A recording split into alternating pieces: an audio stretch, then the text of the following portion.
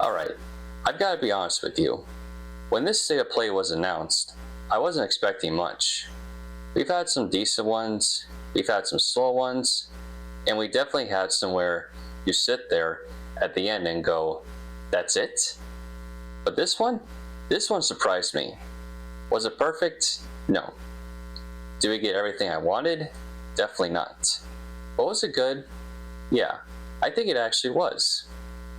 Now, I was personally hoping to see more of Tomb Raider, Onimusha, Jurassic Park Survival, Tides of Annihilation. And yes, I'll admit, I was strictly hoping for Wolverine, even though I knew that was probably too good to be true. But even without those, there were some real announcements here. So let's break down everything that stood out to me, what I liked, what I'm unsure about, and what might actually end up being the biggest game of the showcase. Let's start with Metal Gear. I was really hoping they were going to announce another full remake like Metal Gear Solid 3. That remake got me into the series in a big way. It modernized everything. It felt smooth, it felt cinematic. Instead, what we're getting is Metal Gear Solid Master Collection Volume 2. Now this includes Metal Gear Solid 4, Guns of the Patriots, Metal Gear Solid Peace Walker, Metal Gear Ghost Babel, and a digital soundtrack. Now here's where I'm mixed. On one hand, this is huge for preservation. MGS4 especially has been locked to the PS3 for years. A lot of people never got to play it. On the other hand, it still looks very PS3 era. It doesn't look bad, but it doesn't look modern either. And for someone like me who jumped in with the remake, I'm kind of torn. Did I go back and play these knowing they'll feel older, or do I wait and hope we get future remakes? And for a longtime fan though, this is probably a massive win. Now this one caught me off guard. Ghost of Yotei Legends is not a sequel continuing the story. Instead, it's an online co-op multiplayer experience. You can choose between Samurai, Archer, Mercenary, Shinobi. You get 2-player story missions, 4-player survival, a raid, and you'll be fighting the Yotei 6 and other demonic enemies. There's also a special Dragon and the Lord Santo raid coming in April. It launches March 10th, and it's free if you already own the game. Now personally, I'm not really an online guy. I'm more into single-player, story-driven experiences. I like being immersed alone, but I know a lot of you love co-op. And the fact that it's free, that's a big W. If the combat feels as good as the base game, and they add meaningful progression, this could actually have staying power. We already knew about Death Stranding 2 on the beach, but PC players finally get their date, March 19th, and the PC version is stacked. Unlocked frame rates, ultra-wide support, DualSense support, upscaling, and frame generation. If you've been waiting for the best technical version, that's probably it. Now me personally, I still need to finish the first one before jumping in fully, but I respect what Kojima does creatively. Pragmata showed up again. We saw more of the futuristic city, more atmosphere, but I'll say this, I was hoping for more gameplay depth.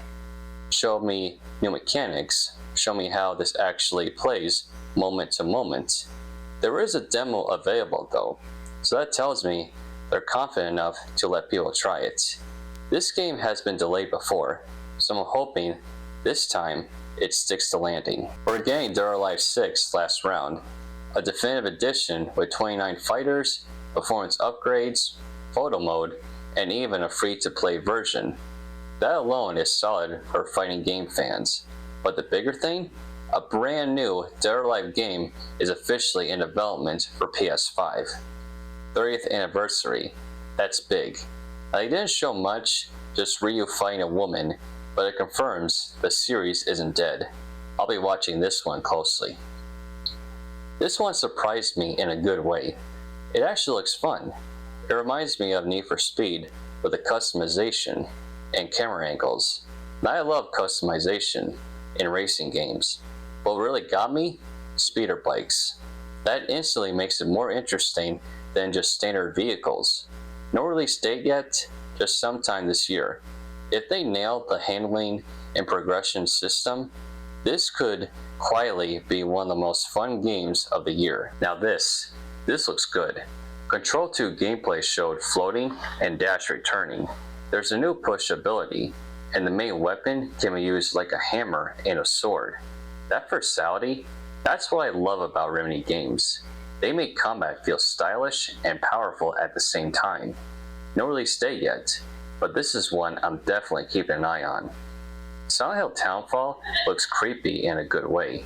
First person, foggy town, enemies obsessed with needles, which already makes me uncomfortable.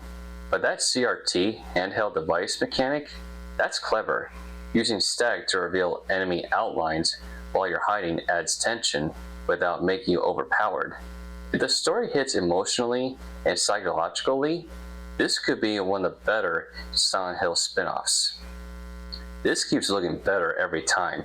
Possible flashbacks, military bond, shaved head, combat looks clean, stealth looks smooth, IO interactive no stealth. If anyone can do Bond justice, it's them.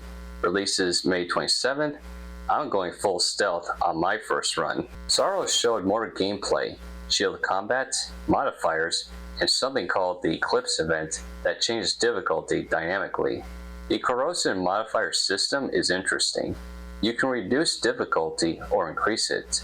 That kind of customization is good, but it needs balance. I'm still undecided on this one. It looks promising, I just need to see reviews first. I did not see this coming. A John Wick prequel game, developed by Saber Interactive. Keanu Reeves returning for voice and motion capture. They're building a full gun-fu combat system from scratch. Driving sequences, brutal combat, cinematic camera work. If they capture that movie energy, this could be insane. It might be years away, but this is one I'm genuinely excited for. This might be the final trailer before launch. Leon and Grace working together, that infection spreading, that worries me. If this is the end of Leon, that's going to hurt. We also saw a white-haired girl who looks blind, a mysterious blonde woman, Sherry, Ashley, someone new? This is a day one purchase for me. This was the biggest surprise. Santa Monica Studio is remaking the original trilogy. Early development, probably 3 to 4 years away. And T.C. Carson is returning as Kratos. That matters. Now here's what I'm wondering. Do they keep the original fixed camera? Or go over the shoulder like the newer games? Do they keep the story exactly the same? Or adjust it to better connect with the Norse saga? Either way, I can't wait to replay those classics with modern visuals. Was there everything I wanted there? No. But was this a strong state of play? Yes. We got surprises, we got remakes, we got brand new announcements, we got updates with real gameplay. That's what I want from these showcases. Now I want to know from you, what was your favorite reveal?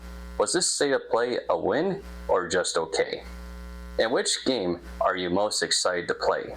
Let me know in the comments. And if you enjoyed this breakdown, make sure to like and subscribe. We've got a lot more coming. I'll see you in the next one.